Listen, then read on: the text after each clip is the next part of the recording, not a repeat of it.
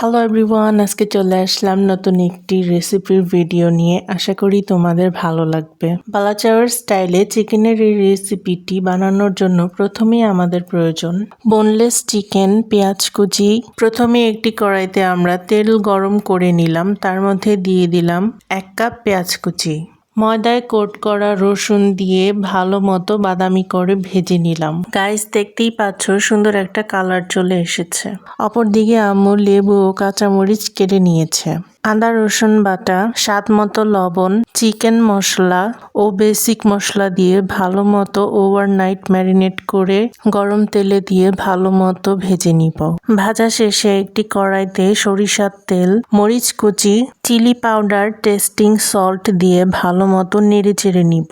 লো ফ্লেমে 1 মিনিটের মতো ভাজার পর তার মধ্যে দিয়ে দিব চিকেন আর পেঁয়াজ বেরেস্তা।